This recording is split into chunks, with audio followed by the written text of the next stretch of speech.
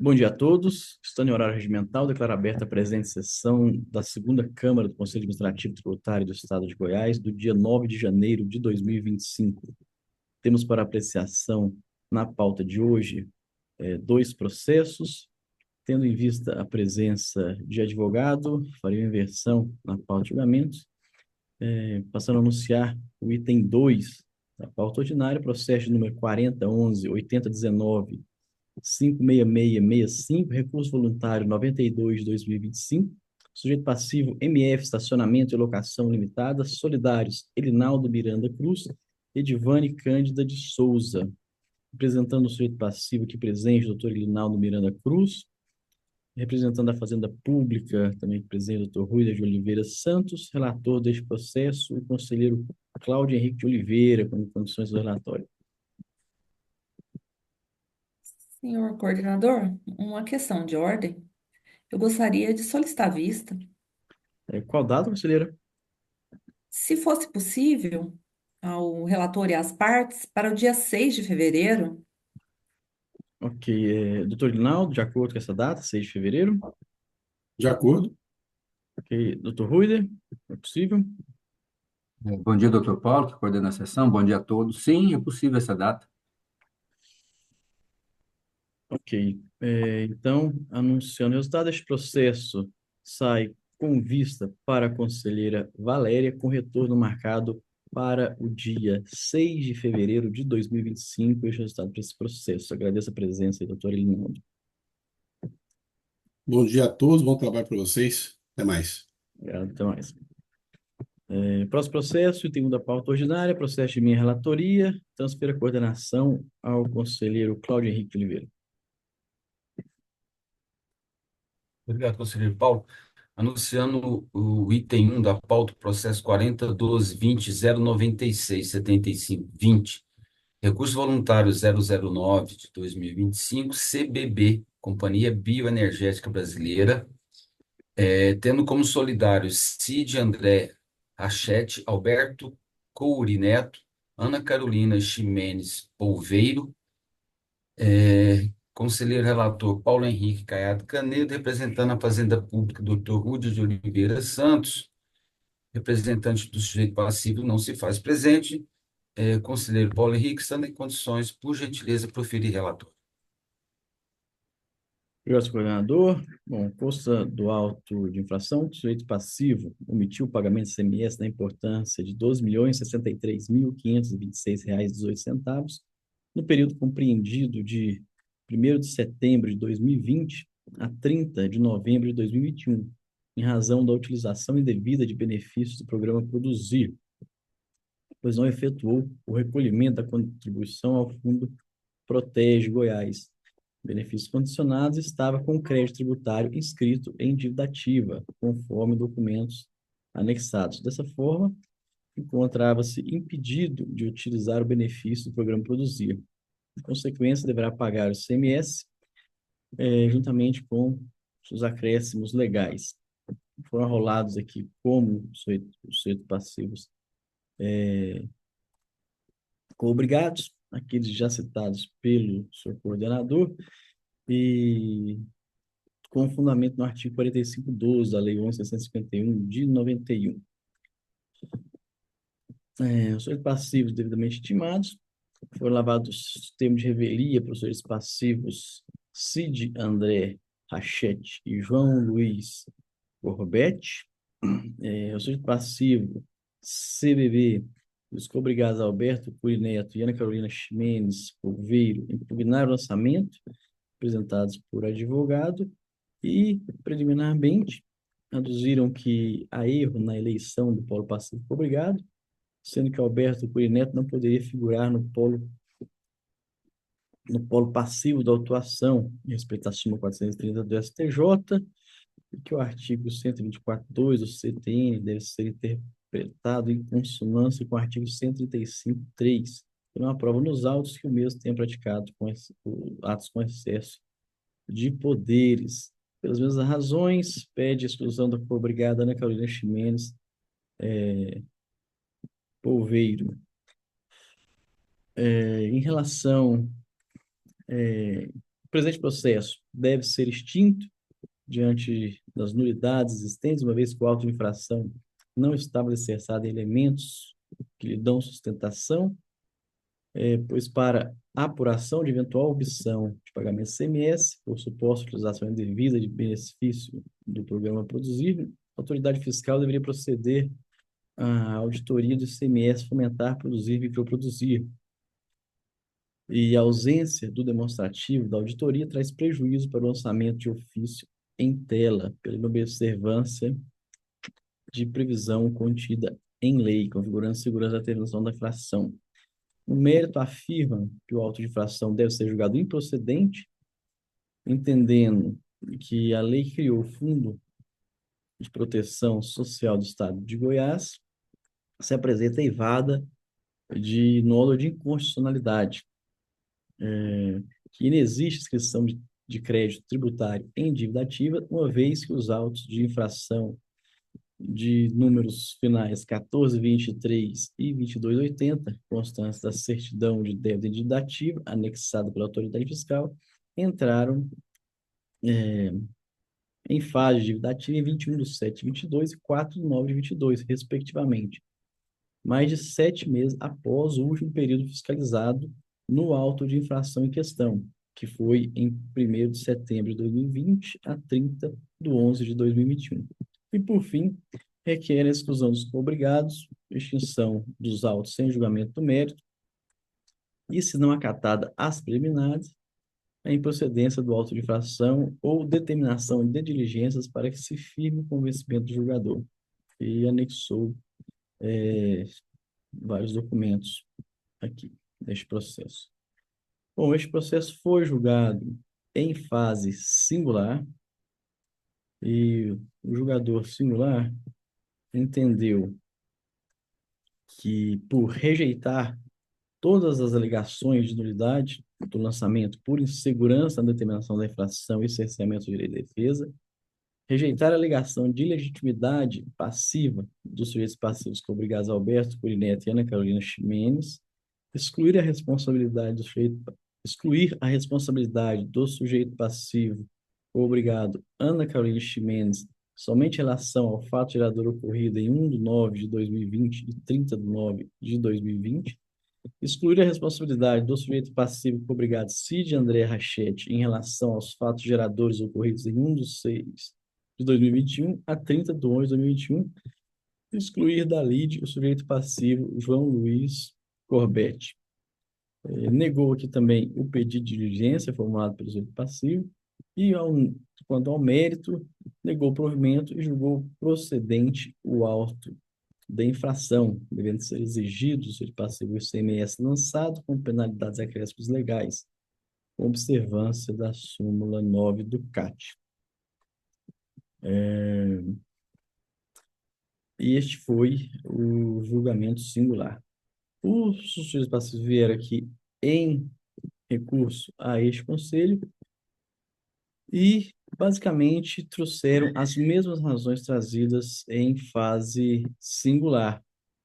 Então, dessa forma, senhor coordenador, até no intuito de facilitar aqui a manifestação da representação fazendária, eu gostaria de adiantar o meu voto, uma vez que tenho intenção de manter a sentença singular, apenas divergindo com relação aos solidários, o qual excluo todos os solidários da lide, uma vez que foram arrolados no artigo 45.12, e esse artigo foi declarado inconstitucional pelo STF. Seria esse o meu entendimento, senhor coordenador. Obrigado, conselheiro Paulo. Só para meu controle, a Isso, né? sentença singular foi pela procedência total? Sim, pela procedência total da infração. Tá? Não há preliminares a serem apreciadas, né? Sim,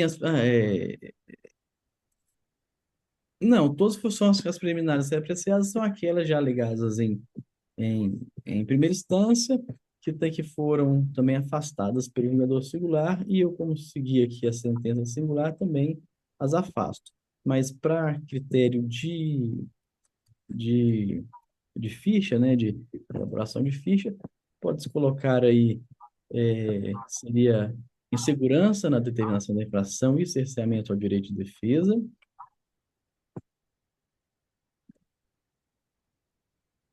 Hum, Seria insegurança, cerceamento, Isso, exclusão e mérito. exclusão e mérito. Muito obrigado, conselheiro. Doutor Ruida, diante da antecipação do voto realizada pelo conselheiro Paulo Henrique, como a Fazenda Pública se manifesta? Bom dia, doutor Cláudio, obrigado pela palavra. Agradeço a antecipação de voto, né? Nós concordamos aqui com o voto antecipado do conselheiro Paulo, apenas para ficar registrado, vamos fazer aqui um resumo, né, das alegações e dos argumentos que temos para afastar essas alegações, né? O sujeito passivo ele fez um pedido de nulidade por insegurança e cerceamento, com argumentos de que teria que ter sido realizada a auditoria do Fomentar e Produzir. Só que essa auditoria do Fomentar e Produzir, ela tem como função verificar a apuração do imposto, né?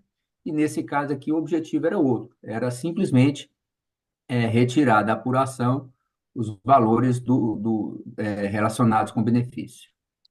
O sujeito passivo ele pede também pela inconstitucionalidade da contribuição protege, né? Então ele pede pela improcedência, alegando que o protege é inconstitucional. E todos nós sabemos aqui que esse conselho não se manifesta sobre questões de inconstitucionalidade, conforme, né, o artigo 6º, parágrafo 4 da Lei 16.469. O sujeito passivo também alega a inexistência de inscrição de crédito em dívida ativa, porém, no processo, há dois motivos para que ele perdesse o direito de usufruir do benefício, né? O não pagamento da contribuição protege e a inscrição de crédito em dívida ativa no período dos fatos geradores. Então, é irrelevante aqui o fato de, eventualmente, não realmente ter razão em não ter crédito inscrito na dívida ativa, já que em todos os períodos ele não realizou o pagamento do protege. E ele pede também pela aplicação do tema 1062, né? Esse tema ele já é aplicado automaticamente. E, por fim, pedido de exclusão dos solidários. Nós concordamos aqui em razão de que nós não vislumbramos no processo a demonstração efetiva do dolo dos indicados como solidários. Então, por isso, nós concordamos com a exclusão dos solidários. Esse é o resumo do que seria a nossa manifestação. Obrigado. Obrigado, doutor Ruida. Senhores, senhoras, conferência? Sim, senhor coordenador, só uma questão é que na decisão singular, o solidário João Luiz Corbett já teria sido excluído. Então, eu acho que é confirmar a decisão singular quanto à exclusão desse do polo passivo e somente em relação ao pedido de exclusão do solidário, que eu gostaria de divergir aí na fundamentação do voto, quando ocorrer a colheita desses votos, senhor coordenador, tá? Mas só informando esse fato que na decisão singular, um dos solidários já teria sido excluído. Obrigado, tá? Vou deixar anotado aqui. A exclusão do João foi excluído pela primeira instância, né? Uma vez que já houve a antecipação de voto pelo conselheiro Paulo e a manifestação da Fazenda Pública, conselheira Valéria, como vota?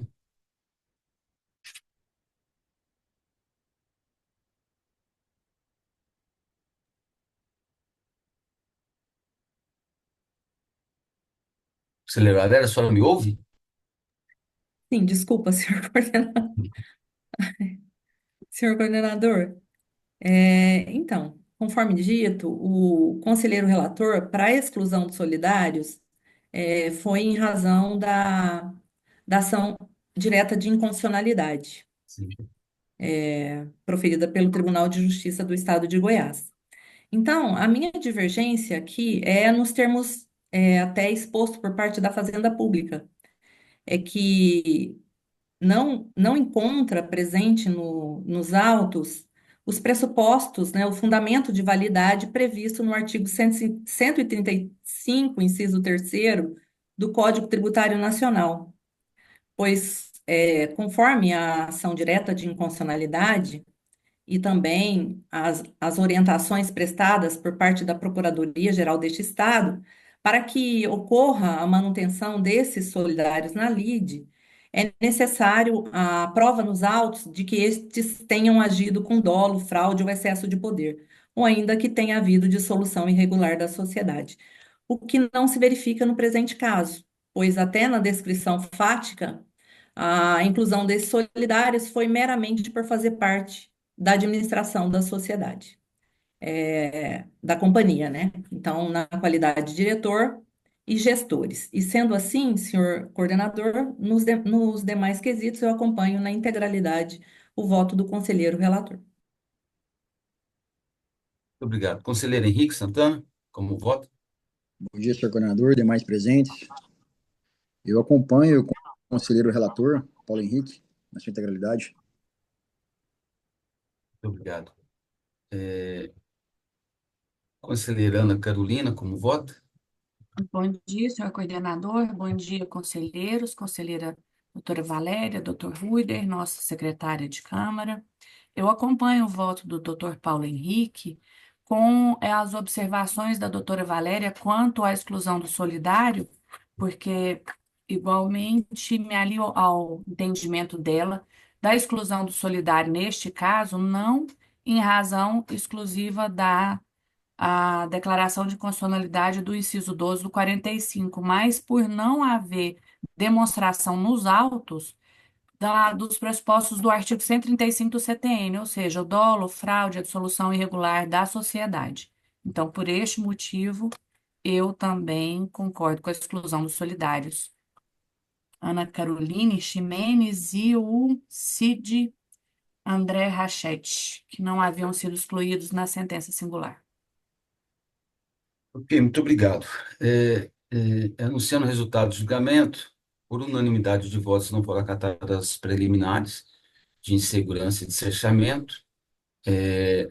Por unanimidade de voto foram excluídos os solidários, porém com a divergência da fundamentação entre o conselheiro Paulo Henrique e o conselheiro Henrique, foram pela inconstitucionalidade do artigo 45, inciso 12, e a fundamentação da conselheira Valéria Cristina e da conselheira Ana Carolina foi pela inexistência de dolo, não estando presente o que disposto está no 135, artigo 135, 3 do CTN. Destaco aqui que vai constar na certidão esta questão da exclusão solidária, porém, com essa situação da fundamentação. E com relação ao mérito, também por unanimidade de votos, pela procedência total nos termos da sentença singular. Seria esse o resultado do julgamento. Retorno agora à coordenação ao conselheiro Paulo Henrique Caiado Canedo. Obrigado, conselheiro Cláudio. Bem, não havendo mais processos a serem julgados na data de hoje, declaro encerrada a presente sessão, convocando a todos para a próxima sessão, que ocorrerá amanhã, no dia 10, às 8h30 da manhã. Bom dia.